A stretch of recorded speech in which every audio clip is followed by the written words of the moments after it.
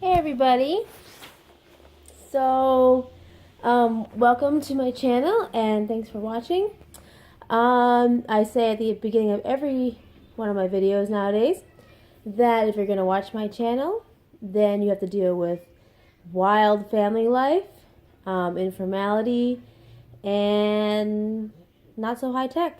But here I am, sharing my heart and soul with you.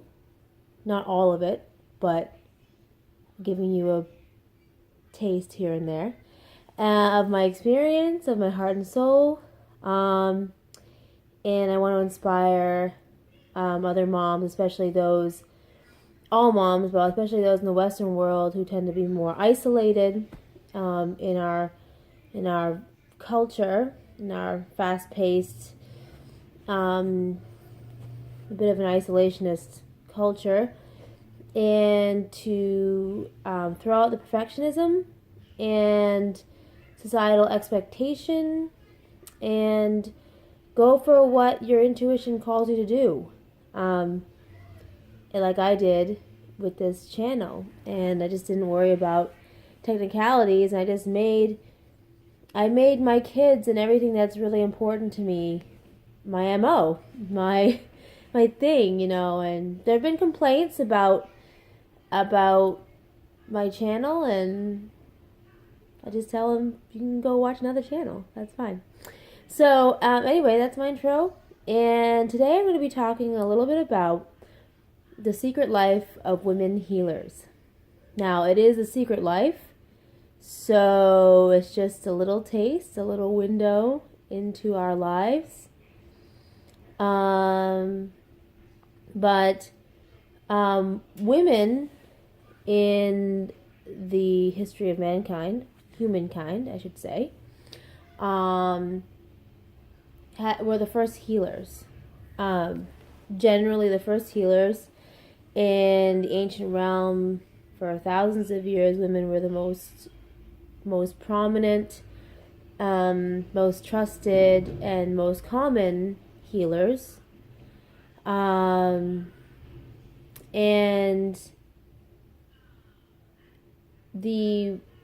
what is called the wise woman way, in the English language, and then it probably has many translations and many variations, but is seen all over the world, in ancient cultures all over the world, and has survived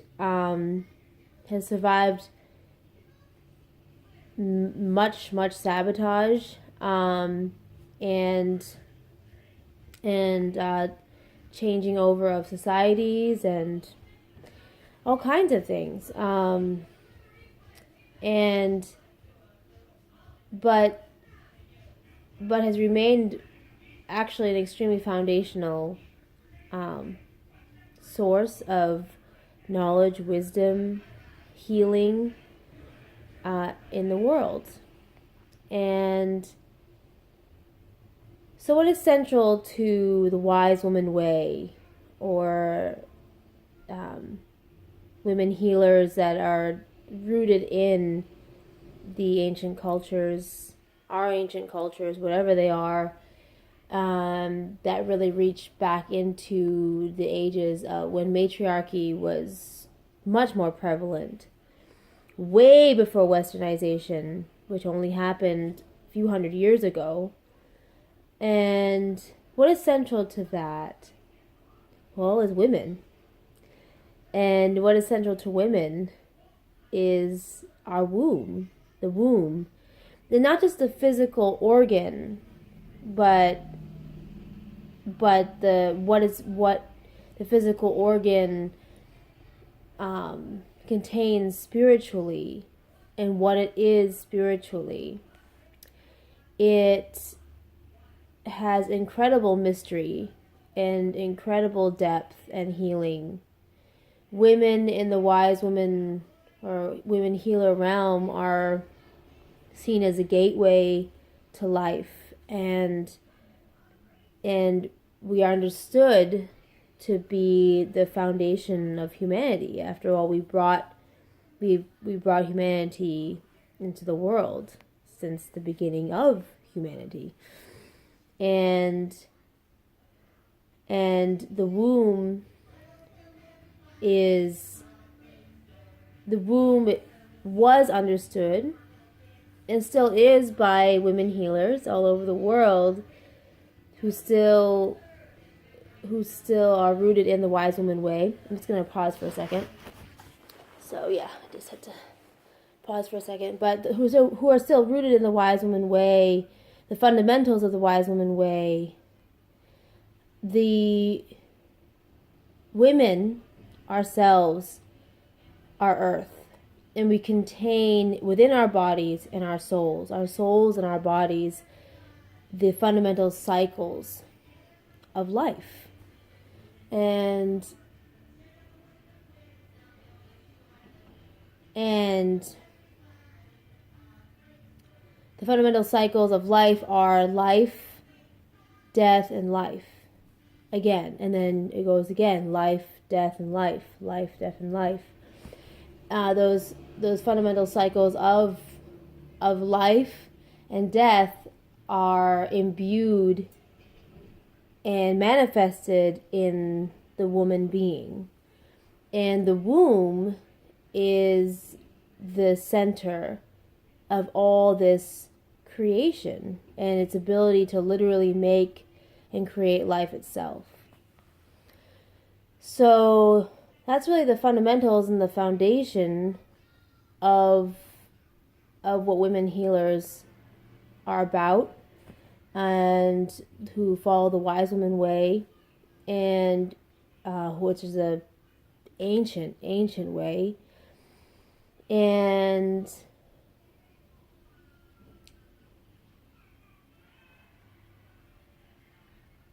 I'm just going to pause for a second, please. Hi, kid stuff. Always kid stuff. So, the wise woman way contains so many mysteries and secrets of who women are. And because we are understood to be the source of life. We incubate the masculine forces, we receive the masculine forces, and we create. We're the ones who create and bring forth life, both physically and spiritually. So all the healing that happens in our practices comes out of that understanding, comes out of that fundamental understanding. Why is it a secret life? Well, fundamentally and originally, women have understood in our matriarchies, in our societies, in the wise woman way, that the secrets and mysteries of women are not there to be displayed. Actually, most are not, and a lot are considered sacred rites of passage, and rites and practices, and of being a woman and becoming a woman from girlhood, and babyhood. It's that development is sacred, and that development needs to be protected. And teaching girls and women from a young age that that the fundamentals of who we are contained in the womb, the fundamentals of creation and power and source of energy and creativity is, and which I understand as sexuality. Sexuality is not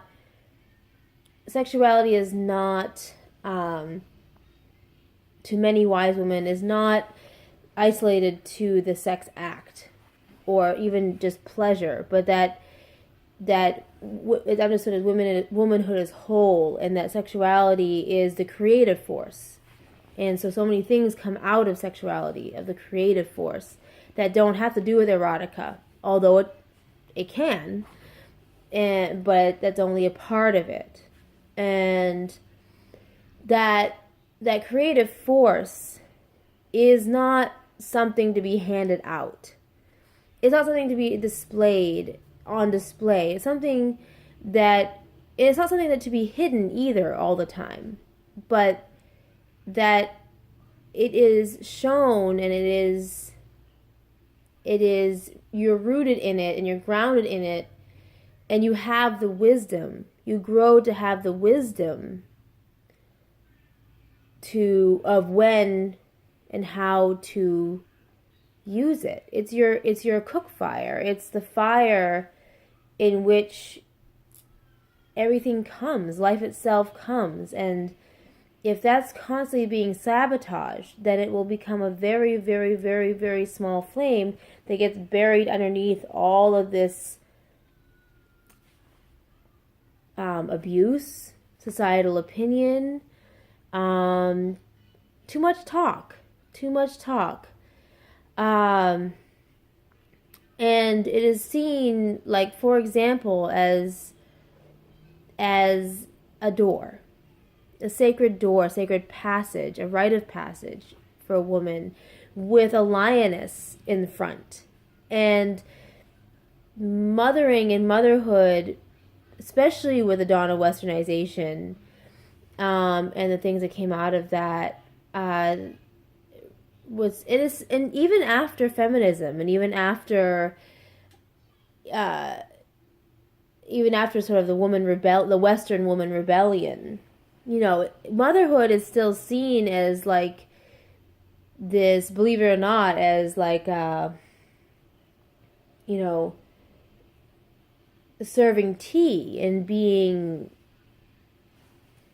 archetypically and typically loving all the time. When motherhood in the Wise Woman Way and the secrets of women and who we are has a depth of ferocity and a depth of protection and a depth of wisdom that women really lost, especially in the West. It was not regained through feminist theory and feminist practice. I am not a feminist. I support a lot of what feminism has done and does, but I'm not a feminist. And when westernization happened, women were really imprisoned in their realm, and their realm was sabotaged. Our realm was sabotaged.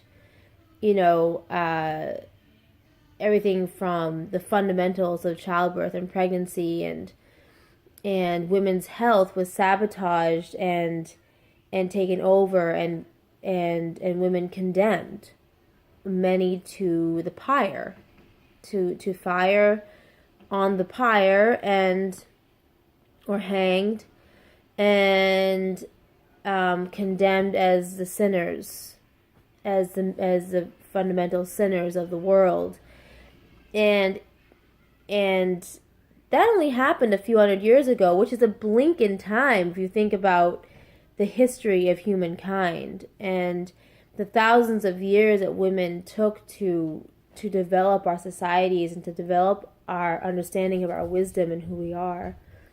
One moment, please. All right, thanks for waiting. So I'm going to do my best to pick up where I left off. Yeah, so I was talking about the sabotage and the westernization and what happened in Europe and then spread all over the world, where the women's realm was destroyed. It was invaded, and the practice of the woman practice and woman wisdom of thousands of years that kept women and babies safe, in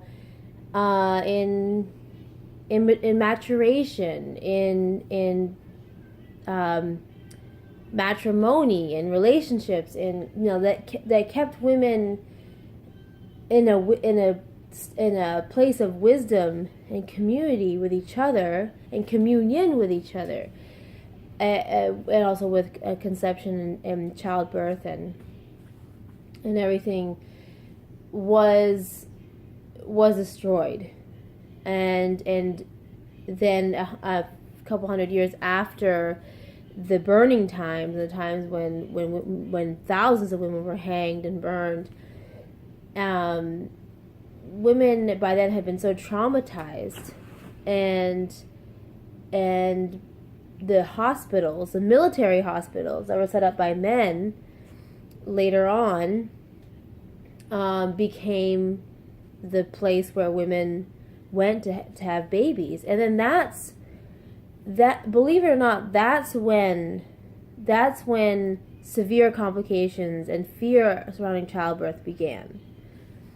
Before that, anthropologists have confirmed already, even a couple hundred years ago, that women in healthy communities, tribal situations, clan situations that still have survived, all around the world, do not have complications during childbirth, unless there's poverty, which much of it is caused by westernization and capitalism and things like that. That that if it's a healthy society, women don't have complications in childbirth. Women are not afraid of childbirth. There isn't rampant infection and all these things. That's all lies that were put in place to keep women hidden from who we originally are, and what we were before the burning times, what we were before, our societies before that was sabotaged, and we were condemned by the Catholic Church for being the great sinners of the world, and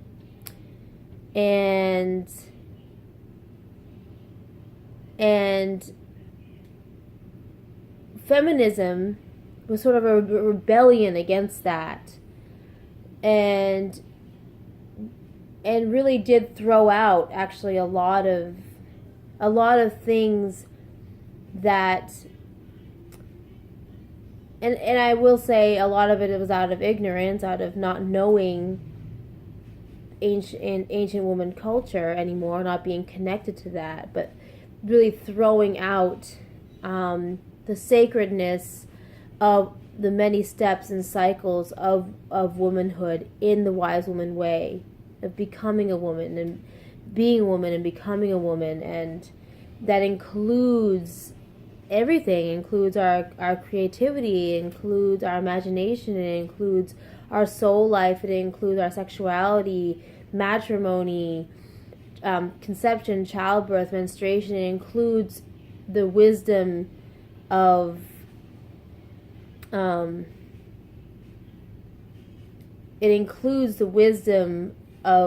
the herbs and healing, and that take place in the kitchen, in the house, which became, with westernization, really became an imprisonment for women, rather than, because of the sabotage, it became an imprisonment for women rather than a place of empowerment and